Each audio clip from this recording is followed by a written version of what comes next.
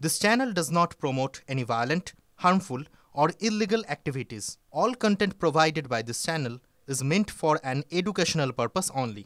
ফের একবার মুখ্য সচিবকে ইমেল জুনিয়র চিকিৎসকদের, আরও একবার বৈঠকে বসতে সেই মুখ্য সচিবকে ইমেল করেছেন আন্দোলনকারীরা।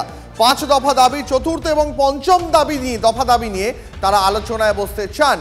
সব দাবি না মানা পর্যন্ত আন্দোলন চলবে, এমনটাই জানিয়েছেন জুনিয়র চিকিৎসকরা। প্রিয়গোপাল বিশুইর নতুন শোরুম আপনাদের কাছে বেহালায় 14 নম্বর বাস স্ট্যান্ডের বিপরীতে। আমাদের এই নতুন শোরুমে আপনাদের সকলকে জানাই সাদর আমন্ত্রণ। একদম স্বাস্থ্য ভবনের সামনে ধর্ণা মঞ্চ থেকে এই মুহূর্তে আমার সঙ্গে রয়েছেন আমাদের সহকর্মী অরিত্র কাছে সরাসরি চলে যাবো একবার। অরিত্র, 3 দফা দাবি এখনো পর্যন্ত প্রশাসন খানিকটা শুনেছে, এমনটাই অন্তত চিকিৎসকরা বলছেন। কলকাতা পুলিশের সিপিকে সরানো হয়েছে, ডিসি নর্থকে বদলে দেওয়া হয়েছে, অন্যদিকে স্বাস্থ্য প্রশাসনের একদম শীর্ষ কর্তাদেরও রদবদল করা হয়েছে। প্রিয়গোপাল বিশুইর নতুন শোরুম আপনাদের কাছে বেহালায় 14 নম্বর বাস স্ট্যান্ডের বিপরীতে। আমাদের এই নতুন শোরুমে আপনাদের সকলকে জানাই সাদর আমন্ত্রণ।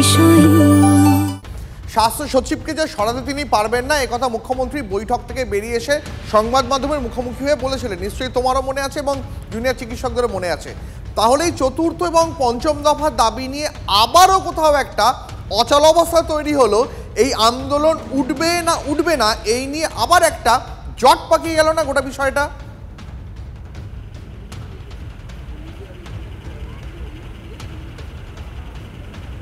একদমই বিষয়টা সেরকমই, কারণ ওয়েস্ট বেঙ্গল জুনিয়র ডক্টর ফ্রন্টের তরফ থেকে যে 5 দফা দাবি তারা সামনে এনেছিলেন, সেই 5 দফা দাবির মধ্যে 3 দফা দাবির কিছুটা পূরণ হয়েছে, বলা যায় সামগ্রিক বিষয়টাই পূরণ হয়েছে। কিন্তু যে 2 দফা দাবি তারা মূলত সামনে আনছেন, এক, সরকারি হাসপাতালগুলিতে থ্রেট কালচার, নিরাপত্তার বিষয় এবং একই সাথে স্বাস্থ্য ব্যবস্থার পরিকাঠামোর উন্নতি এবং আনুষঙ্গিক বেশ কিছু বিষয় রয়েছে সরকারি হাসপাতালের, যে বিষয়গুলি নিয়ে তারা চতুর্থ এবং পঞ্চম দাবি উত্থাপন করেছিলেন।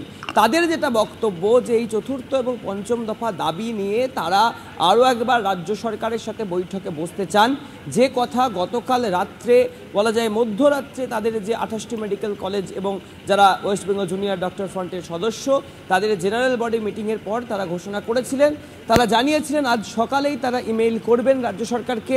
সেই মোতাবেক সকাল 11:19 কিন্তু ইমেল করা হয়েছে এবং সেখানে স্পষ্টত বলা হয়েছে চতুর্থ এবং পঞ্চম, অর্থাৎ 5 দফা দাবির মধ্যে 3 দফা দাবি বাদ দিয়ে চতুর্থ এবং পঞ্চম দফা দাবি নিয়ে তারা সরকারের সাথে আরও একবার আলোচনায় বা বৈঠকে বসতে চান।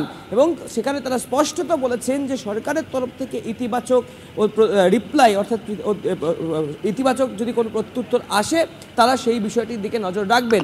এখন দেখার বিষয়, তারা সকাল 11:19 ইমেল করেছেন, রাজ্য সরকারের তরফ থেকে তাদের কাছে কি বার্তা আসে এবং যদি বৈঠকটি হয় সেই বৈঠকের পর জুনিয়র চিকিৎসকেরা কি সিদ্ধান্ত নেন যে তারা কর্মবিরতি প্রত্যাহার করবেন, ধর্ণা প্রত্যাহার করবেন নাকি কর্মবিরতি এবং ধর্ণা চলবে, এই বিষয়টির দিকেই আপাতত কিন্তু নজর থাকছে। ঠিকই অরিত্র, এবং শুধু আমাদের নজর আছে তাই নয়, এই রাজ্যের পাশাপাশি গোটা দেশে, দিল্লি থেকে শুরু করে লন্ডন পর্যন্ত, বিদেশ সর্বত্র জুনিয়র চিকিৎসক থেকে শুরু করে চিকিৎসক মহলের সকলের নজর রয়েছে এই স্বাস্থ্য ভবনের সামনে ধর্ণার দিকে।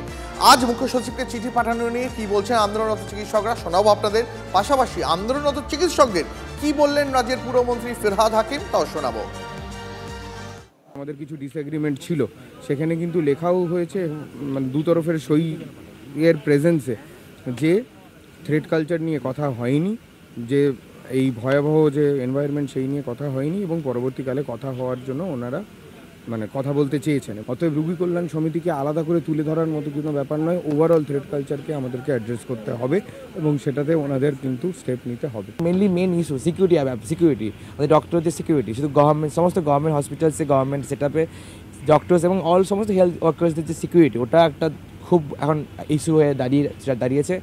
শুধু তাছাড়া এবং থ্রেট কালচার, যেটা শুধু আরজিকর না, রাজ্যের সমস্ত গভর্নমেন্টাল কলেজে ওটা ছড়িয়েছে, তো ওটার বিরুদ্ধে এই ডিফাইন ভয় দেখিয়ে পাস ফেল থেকে শুরু করে সব কিছুই, তো এইসব বন্ধ করার জন্য আমাদের এই মিটিংটা করা খুবই দরকার। হেড অফ দ্য গভর্নমেন্ট যেটা বলেন সেটা গভর্নমেন্ট অর্ডার, এখানেও যখন হেড অফ দি গভর্নমেন্ট বলেছেন সেটাই হচ্ছে অর্ডার এবং সেটাই ক্যারি আউট হবে, এটাই প্রথা। আমাদের ক্যাবিনেটও যখন হয় সব লেখাপড়ার মধ্যে হয় না, সেটা মিনিটস হয়ে তারপর সেটার অ্যাকশন পরিবর্তন হয়। এটা ওরা হয়তো জানে না, ছোট ছোট বাচ্চা ছেলে মেয়ে, কিন্তু হেড অফ দ্য গভর্নমেন্ট বলা মানে সেটা গভর্নমেন্ট অর্ডার অটোমেটিক হয়ে গেল। এগুলো জানে না বাচ্চারা জানে না, ফিরে আসা উচিত, যেটা কর্তব্য, যেটা শপথ, সেটা ফিরে আসা উচিত।